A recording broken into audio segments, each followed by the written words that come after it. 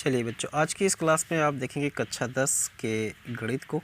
ठीक है, जिस पे मैंने यहाँ पर जैसा कि आप लोग को पता है कि फर्स्ट चैप्टर वास्तविक संख्याएं में ये न्यू सिलेबस के अनुसार बच्चों मैं पढ़ा रहा हूँ 2024-2025 के अनुसार। ठीक है बच्चे, इसके सिलेबस के अनुसार मैं पढ़ा रहा हूँ और जिसमें मैंने यहाँ पर फर्स्ट चैप्टर वास्तविक संख्याएं में दो प्रश्नावली हैं, प्रश्नावली 1.1 और प्रश्नावली 1.2। ठीक है, तो यहाँ पर प्रश्नावली 1.1 को मैंने बच्चों ख़त्म कर दिया है। अगर आप नहीं देखें तो चैनल के प्लेलिस्ट में जाएं और वहाँ पर कक्षा 10 के नाम से मैंने प्लेलिस्ट बनाया हुआ है और उसको ज़रूर देखें। ठीक है बच्चे, आज के इस क्लास में मैं बताऊँगा प्रश्नावली 1.2 को। ठीक है, आज के इस क्लास में प्रश्नावली 1.2 को सभी क्वेश्चन को सॉल्व करेंगे और आपको बता दें बच्चों, प्रश्नावली 1.2 के जितने भी क्वेश्चन हैं, ठीक है, ये सभी क्वेश्चन जो बच्चों एग्ज़ाम की दृष्टि से बेहद ही इम्पॉर्टेंट है। समझ पा रहे हैं, मतलब ये समझ लीजिए कि ऐसे क्वेश्चन आपको बोर्ड के एग्ज़ाम में देखने को ज़रूर मिलता है। ठीक है बच्चों, 2 नंबर में आ जाता है या लॉन्ग क्वेश्चन में आ जाता है और आता कन्फर्म है, ये मान लीजिए। यहाँ पर देख लीजिए, आपके यहाँ पर 3 क्वेश्चन है और तीनों क्वेश्चन में से कंफर्म है कि आपको बोर्ड के एग्ज़ाम में देखने को मिलता है। तो इस क्वेश्चन को आसानी से सॉल्व करवाते हैं, तो चलिए देखते हैं। देखिए बच्चों, यहाँ पर क्वेश्चन दिया गया है, फर्स्ट वाला क्वेश्चन।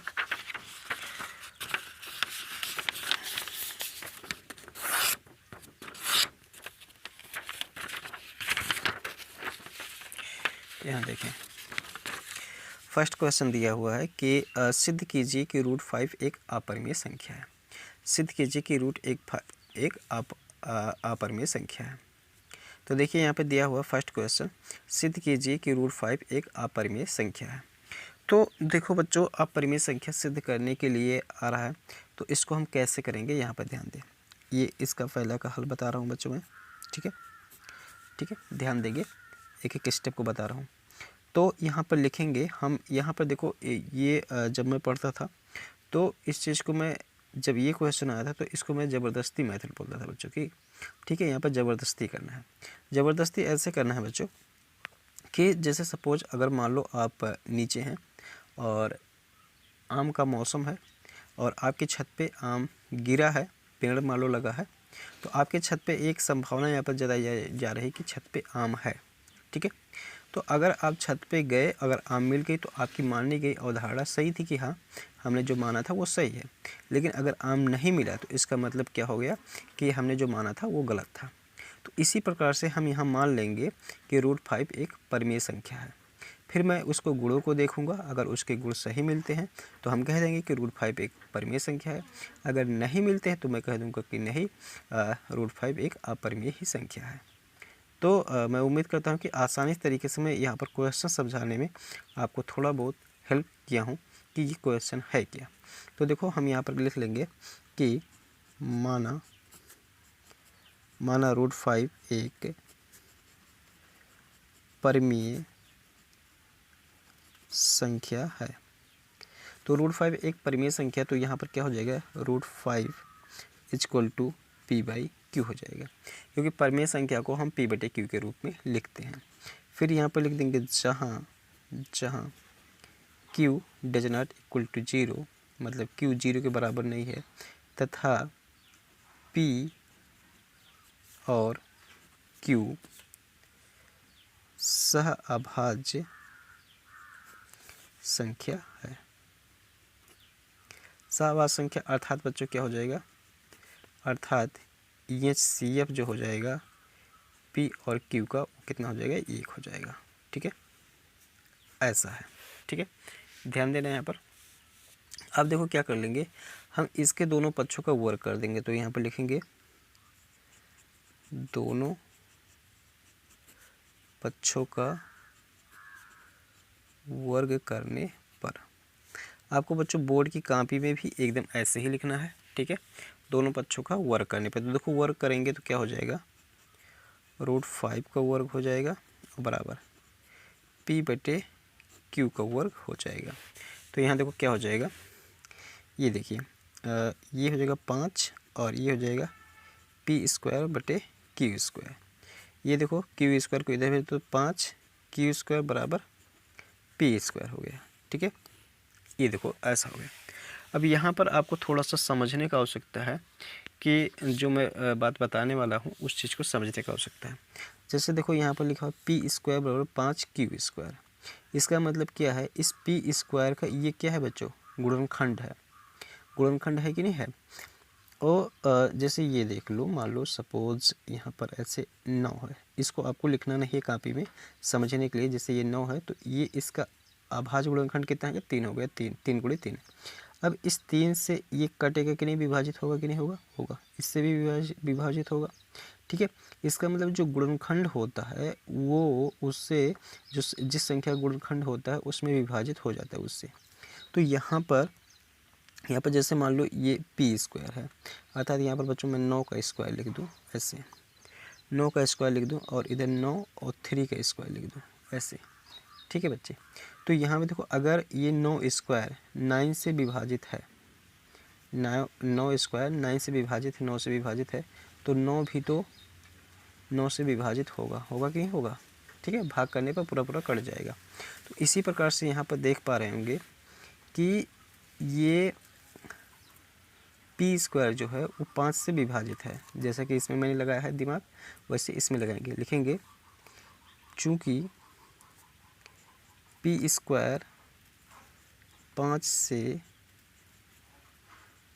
विभाजित है,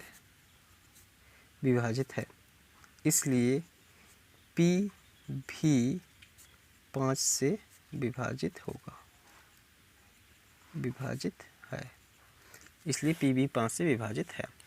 इसको हम कथन नंबर 1 मान लेंगे, ठीक है। फिर देखो जब ये 5 से विभाजित है पी, तो हम क्या लिख सकते हैं, अतः यहाँ पर लिख सकते हैं, अतः p बटे 5 और बराबर c लिख सकते हैं। p बराबर क्या हो जाएगा बच्चों, 5c हो जाएगा, ठीक है। अब यहाँ पर p बराबर 5c हो गया। अब यहाँ पर मैं क्या करता हूँ, इसको दोनों पक्षों को वर्ग कर देता हूँ। लिखेंगे दोनों पक्षों का वर्ग करने पर, तो वर्ग कर देंगे तो क्या हो जाएगा, पी स्क्वायर बराबर हो जाएगा ये 25c स्क्वायर हो जाएगा, ठीक है। अब देखो क्या करता हूँ, इस पी स्क्वायर का मान उठा के यहाँ पर रख देता हूँ। तो हम लिखेंगे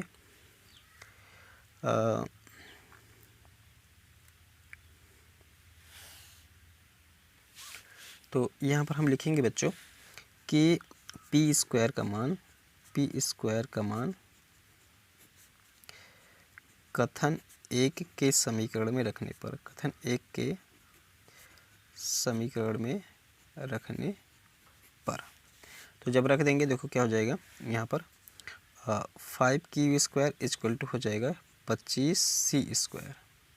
तो यहाँ पर देखें ये 5 बचे 25 हो जाएगा, तो ये q स्क्वायर इक्वल टू क्या हो जाएगा, 5c स्क्वायर हो जाएगा। ध्यान देंगे यहाँ पर q स्क्वायर इक्वल टू कितना हो जाएगा, 5c स्क्वायर। या अब यहाँ से देखो एक चीज़ लिख सकते हैं कि q स्क्वायर 5 से विभाजित है। यहाँ पर लिखेंगे चूँकि q स्क्वायर 5 से विभाजित है, इसलिए q भी 5 से विभाजित होगा या विभाजित है, ठीक है। अब यहाँ पर इसको मैं क्या कर लेता हूँ, इसको बच्चों कथन 2 कर लेता हूँ, ठीक है। इसको कथन 2 कर लेता हूँ। ध्यान देंगे यहाँ पर थोड़ा सा आपको, क्योंकि लाइट कट गई थोड़ा सा प्रॉब्लम हो रही होगी, क्योंकि वीडियो में बना रहा हूँ तो पूरा बना देता हूँ। तो यहाँ पर ये हो जाएगा। अब देखो कथन 1 और कथन 2 से स्पष्ट है कि P भी 5 से विभाजित है और Q भी 5 से विभाजित है। तो हम लिखेंगे कथन 1 व कथन 2 से स्पष्ट है कि P तथा Q 5 से विभाज्य है।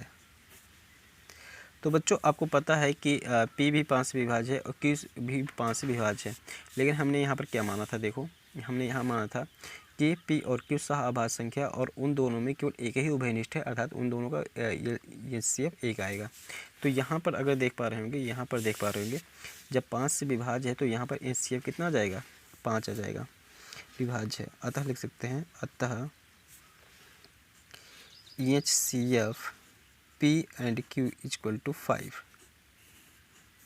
ऐसे जो कि हमारा ये मानना गलत हो रहा है कि P और Q सह-अभाज्य संख्याएं हैं, जो कि हमारा मानना गलत हुआ कि P और Q सह-अभाज्य संख्या है। अतः हम लिख सकते हैं कि रूट फाइव एक चीज़ और यहाँ पे लिख सकते हैं संख्या है। ऐसा इसलिए हुआ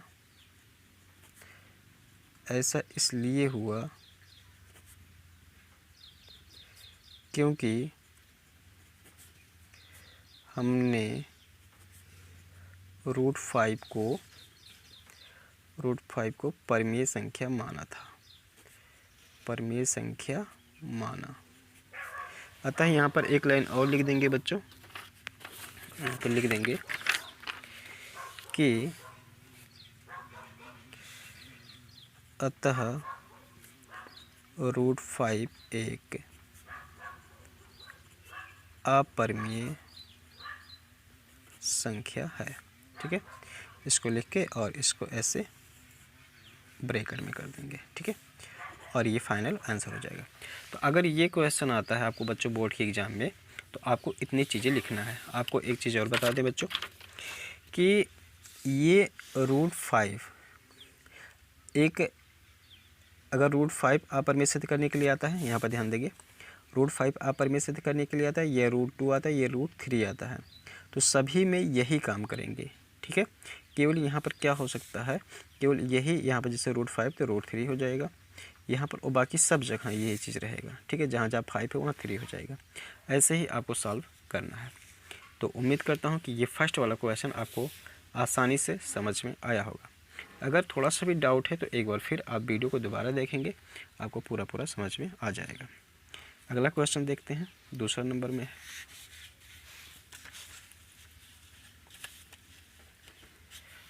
दूसरा नंबर में यहाँ पर दिया गया बच्चों क्वेश्चन दिया गया है, सिद्ध कीजिए कि 3 + 2 रूट 5 एक अपरिमेय संख्या है। तो देखें इसको, दूसरा नंबर क्वेश्चन, हम इसको फिर वही ज़बरदस्ती करेंगे, मान लेंगे ज़बरदस्ती, माना 3 + 2 रूट 5 एक परिमेय संख्या है।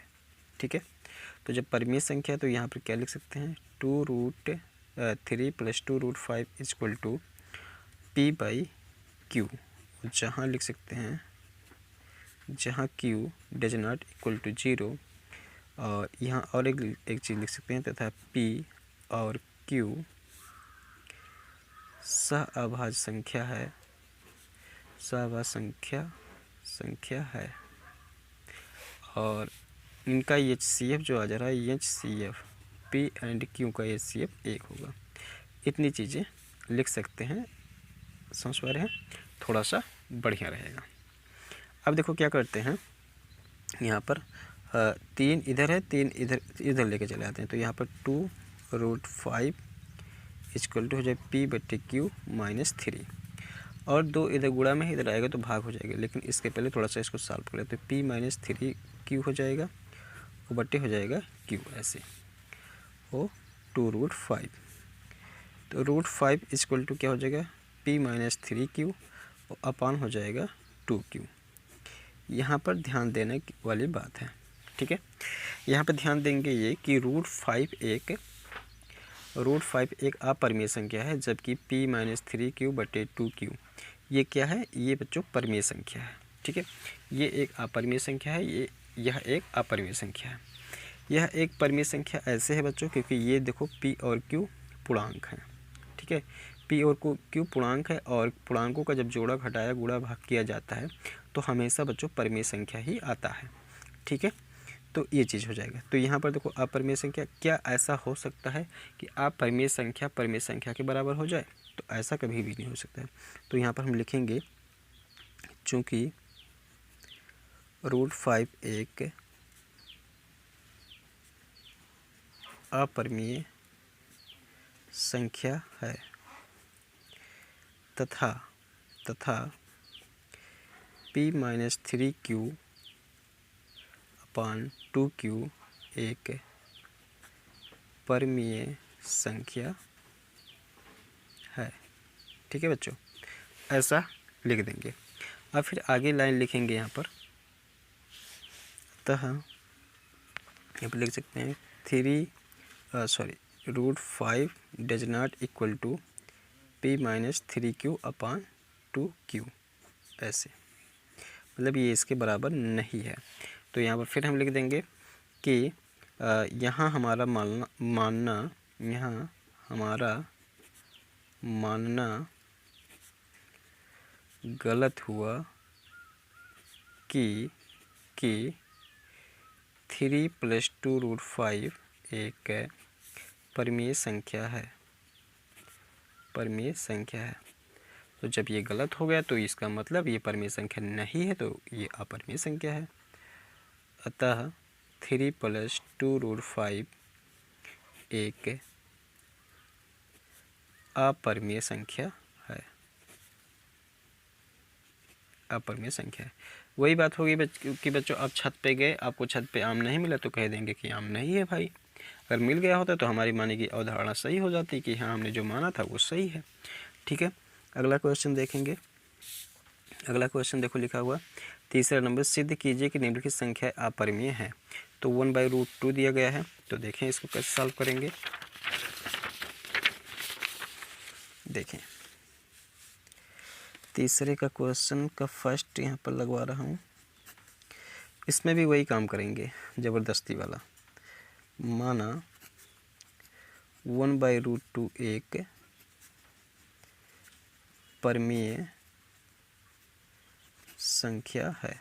ठीक है, तो ये परिमेय संख्या तो क्या हो जाएगा, 1/√2 बराबर क्या हो जाएगा, P/Q हो जाएगा। और यहाँ पर वही लिख देंगे बच्चों जहाँ Q does not equal to 0, Q है। और ये चीज़ वो जो अभी पीछे क्वेश्चन में लिखवाया हूँ, जितनी लाइन लिखवाया हूँ उतना लिख देंगे यहाँ पर। ठीक है, ये चीज़ें। अब यहाँ पर देखो, तो ये देखो ऐसे तिरछा गुणा करा देते हैं, तिर्यक गुणा। तो ये Q हो जाएगा, एक का गुणा Q में होगा Q हो जाएगा, और यहाँ पर P और गुणा में हो जाएगा √2। अब इधर देखो P इधर गुणा में है, इधर जाएगा तो भाग में हो जाता है, Q/P हो जाएगा और √2। यहाँ पर निष्कर्ष निकालेंगे, ध्यान देंगे कि देखें Q/P एक परिमेय संख्या है और √2 एक अपरिमेय संख्या है। तो यहाँ पर लिखेंगे चूँकि √2 एक अपरिमेय संख्या है,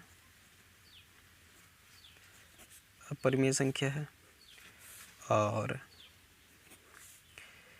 Q/P एक परिमेय संख्या है। अतः लिख देंगे, अतः Q/P does not equal to √2। ठीक है, ऐसे। तो यहाँ पर फिर लिख देंगे कि यहाँ हमारा मानना गलत हुआ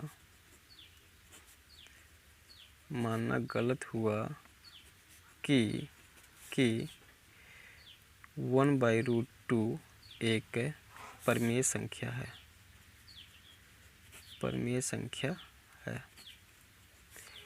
अतः हम कह सकते हैं कि 1/√2 एक अपरिमेय संख्या है। उसके बाद यहाँ पर क्या कर देंगे बच्चों, हाईलाइट कर देंगे। ठीक है, हाईलाइट कर देंगे इस तरीके से। तो ये चीज़ें हो गया, और इस तरीके से इसको सॉल्व किया जाएगा। अगला क्वेश्चन देख लीजिए, 7√5 यहाँ पर दिया गया है। तो 7√5 मैं यहाँ सॉल्व कराता हूँ। दूसरा क्वेश्चन है बच्चों 7√5। तो यहाँ पर भी वही काम करेंगे ज़बरदस्ती। माना 7√5 एक अपरिमेय संख्या है। तो देखो क्या हो जाएगा, तो परिमेय संख्या हो तो 7√5 इक्वल टू हो जाएगा P/Q। और यहाँ पर लिख देंगे जहाँ Q does not equal to 0 और P एंड Q सहाभाज्य संख्या है, और ये CF P एंड Q का इक्वल टू 1 लिख देंगे। यहाँ पर ये चीज़ें भर देंगे। ठीक है बच्चे। अब देखो यहाँ पर क्या हो जाएगा, √5 को इधर ही रहने दो। यहाँ पर P, ये देखो 7 इधर जाएगा तो ये बटे में चल जाएगा, 5Q हो जाएगा, ये ऐसे। ठीक है, तो ध्यान देंगे यहाँ पर ध्यान दें बच्चों कि √5 एक अपरिमेय संख्या है। तो यहाँ पर लिखेंगे चूँकि √5 एक अपरिमेय संख्या है और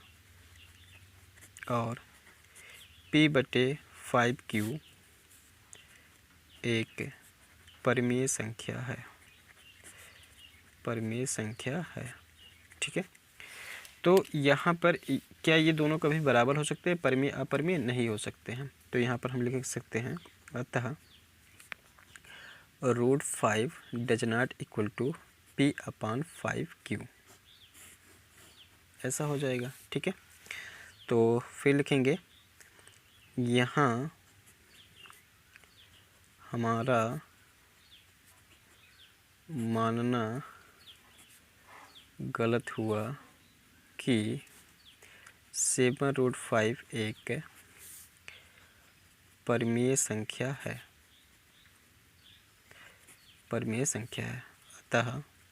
अतः वही फिर लिख देंगे 7√5 एक अपरिमेय संख्या है।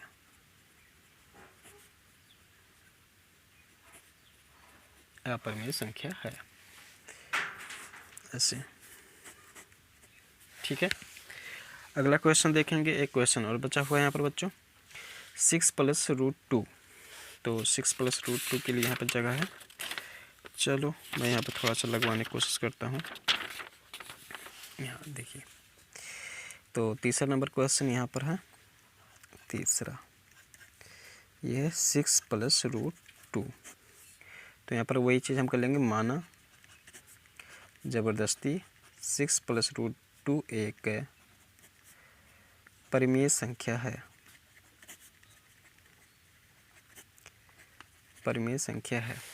तो जब परिमेय संख्या है तो यहाँ पर क्या हो जाएगा, 6 + √2 इक्वल टू हो जाएगा P/Q। और यहाँ पर जहाँ ऐसे लिखते हैं, जहाँ Q does not equal to 0 और इसको आप भर दीजिएगा। अब देखो यहाँ पर √2 को ऐसे रखे थे, P/Q माइनस ये 6 हो जाएगा। यहाँ पर ध्यान दो, ये सभी पूर्णांक हैं और पूर्णांक को जब भी जोड़ा घटाया जाता है, भाग किया जाता है तो परिमेय संख्या ही आता है बच्चों। तो यहाँ देखो ये परिमेय संख्या आएगा, ये अपरिमेय संख्या है। तो यहाँ पर फिर वही सेंटेंस लिखेंगे, यहाँ पर बता दे रहा हूँ, लिखेंगे यहाँ लाइन कि चूँकि √2 एक अपरिमेय संख्या है और P/Q माइनस 6 एक परिमेय संख्या है। तो कभी भी परिमेय और अपरिमेय बराबर नहीं हो सकता है, इसलिए अतः √2 does not equal to P/Q minus 6, ऐसा लिख सकते हैं। ठीक है, तो हम यहाँ पर लिख सकते हैं, यहाँ हमारा मानना गलत हुआ कि 6 + √2 एक परिमेय संख्या है। अतः लिख सकते हैं 6 + √2 एक अपरिमेय संख्या है, ऐसे। ठीक है, तो ये आंसर हो जाएगा। ठीक है, तो उम्मीद करता हूँ कि आपको बहुत ही आसान तरीके से आपको ये प्रश्नावली पूरी तरीके से समझ में आई होगी। और इसी के साथ ही ये चैप्टर ख़त्म हो जा रहा है बच्चों, वास्तविक संख्या। अब आपको इस चैप्टर से जो भी कुछ डाउट हो तो आप कमेंट बॉक्स में बताएं, मैं उसको वीडियो के माध्यम से ज़रूर उसका सलूशन दूंगा। तो नेक्स्ट जो वीडियो आएगा वो आएगा अगले चैप्टर के बारे में, जो कि है बहुपद। ठीक है, तो वीडियो देखने के लिए बहुत बहुत धन्यवाद। अगर चैनल पर नए हैं तो चैनल को सब्सक्राइब जरूर करें और वीडियो को भी लाइक कर दें। धन्यवाद।